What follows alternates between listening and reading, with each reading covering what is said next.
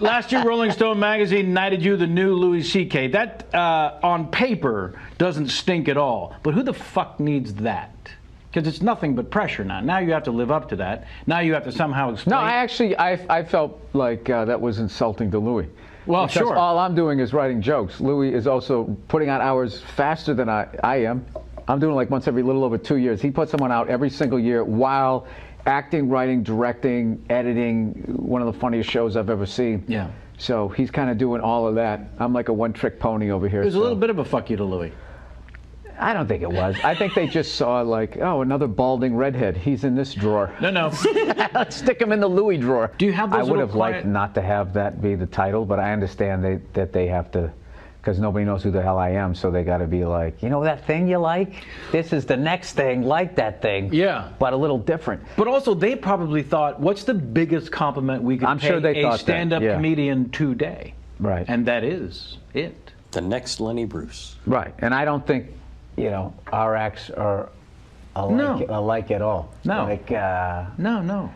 And I don't know. I've just been a fill in the just blank, a though. huge. He was one of those guys. Louis, Dave Attell, Dave Chappelle. Those are the guys who had such an influence on me when I first came down to New York, because I had been performing in Boston, and those crowds were a bunch of angry, drunk white people, which was basically what I was. So to make them laugh, I had to get over the uncomfortableness of the whole just doing stand-up in general. But when I went to New York, and all of a sudden it was this mix, just all kinds of people all mixed up, I was really on my heels, and there was more of that street vibe and that type of thing. And I was a suburb kid, so I used to get eaten alive because the crowd senses your fear, you're done. Yeah. So I remember I used to watch Louis and Dave and Attell and Dave Chappelle to go on. Like, I saw them do this countless times. Like, the shows would go on so long at like the Boston Comedy Club that literally the show had been over for 40 minutes. Like, the last 4 comics who went up were just bombing. And for some reason, people wouldn't leave.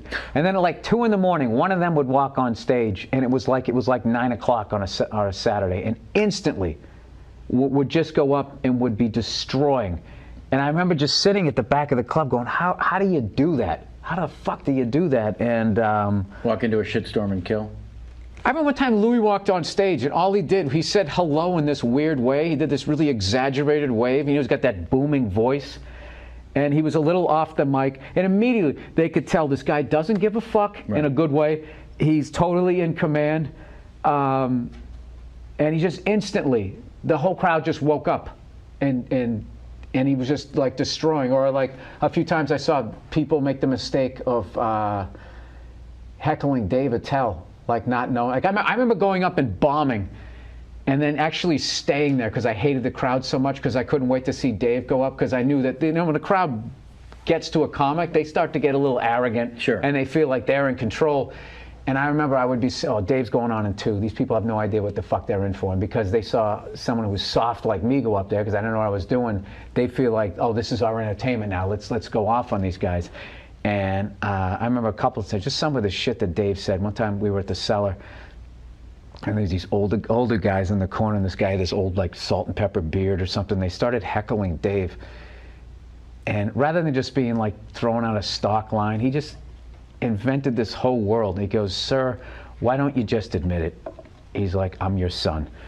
You and your Navy buddies had your way with my mom." And he just built this fucking like 10-minute story of how this guy and his friends raped his mother, and that's where he came from. And I don't know how he made it funny, but it was like everybody, even like tight asses in the crowd, were dying laughing. They died and were dying laughing, and everybody just realized, okay, don't fuck with this guy. Right. And then he went into his act. But what I loved about it was he dealt with this guy who ate me up. He was like taking out a cigarette. And he was like, "Sir, why don't you admit it? I'm your son." And it's just throwing it away. And then, it wasn't until like he took his first drag, and then he kind of looked at the guy, that he really actually gave him 100% of what he had. And when he did that, I mean, just fucking chopped all their heads off. And I just remember, like, you literally leave fantasizing, wishing you said it. Like, God, I wish I was the guy that did that.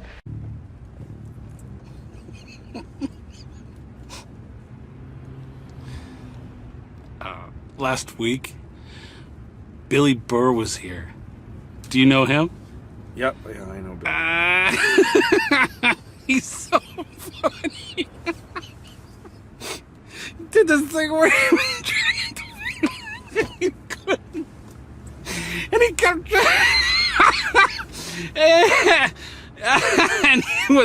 and he was nice. Like he was, I mean, like really nice guy. Mm-hmm. I'm sure he was. Nice guy. The show, he said, "Hey, Mike," I can't do his voice, but he was, "Take me to the cool places." So I was like, "My pleasure." So we hung out. Oh, I took him to some great places to eat, and he was cool. Like he was cool. He shook hands with everybody. Everybody. You know who else I drove was Mike Kaplan, and that guy was so cool. Yeah, you know, Mike. Yeah, that's great. That's great.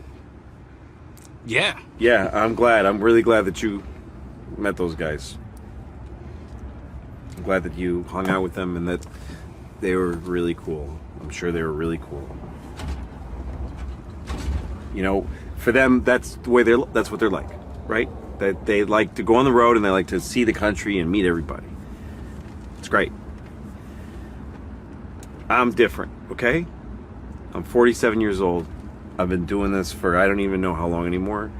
And the road is not, for me, like an adventure, okay?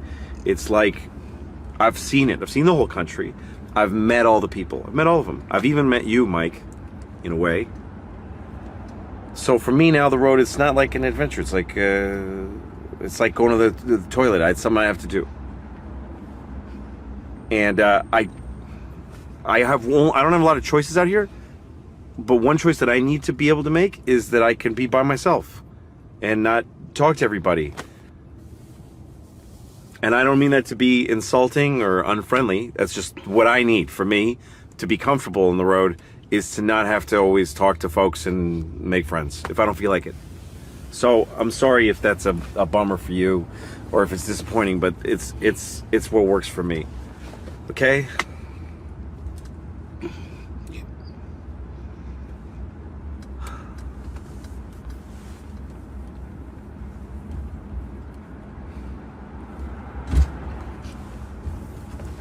My wife was out of town. She was in New York City for the great Patrice O'Neill benefit.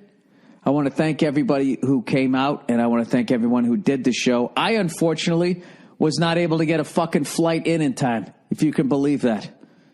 I actually missed the benefit. It's fucking brutal. I had a flight out Saturday morning.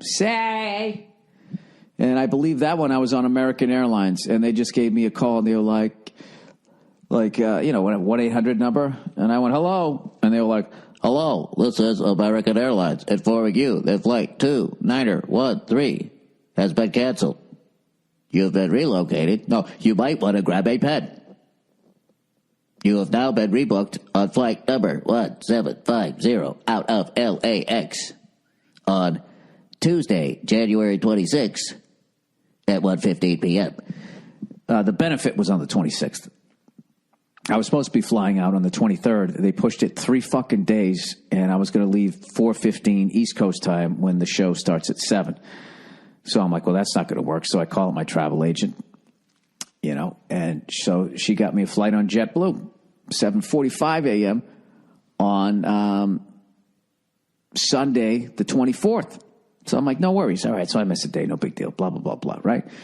And then I get a call like the night before. I'm all packed. I got my shit right next to the door, and there's like, this is a recording from JetBlue. You might want to have a pen and a piece of paper, right? And then they fucking bumped me to fucking Tuesday. So I said, fuck these guys. I called my travel agent again. Now I'm on Virgin, right? I don't know why they call it Virgin Airlines, and then it looks so jizzy in that fucking thing. It's like if the W Hotel was a plane, with the fucking aquarium lighting. that just says no one wants to see a good look of their face in a mirror after they do what they do in here, right? So they book me on that fucking thing. And they're like, well, the time we can get you out is right when the New England Patriots game starts. And I'm like, fuck! They're like, all right, you got TV? Ah, fuck it, put me on it, right? And then that one got canceled. So at that point, I deduced, if I'm using the word properly, that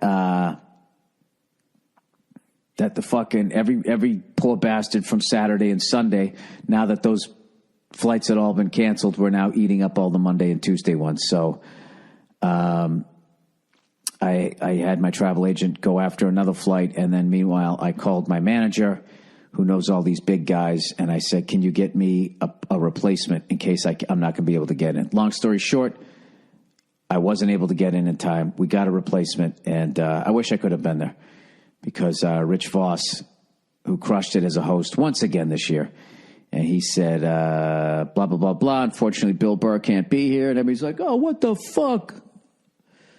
Where is the red cunt, right? And he said, that's the bad news. He said, the good news is Louie C.K. And Louie C.K. walked out, and they went fucking absolutely mental. And, I was replaced, one balding redhead with another balding redhead with more credits. So nobody missed me.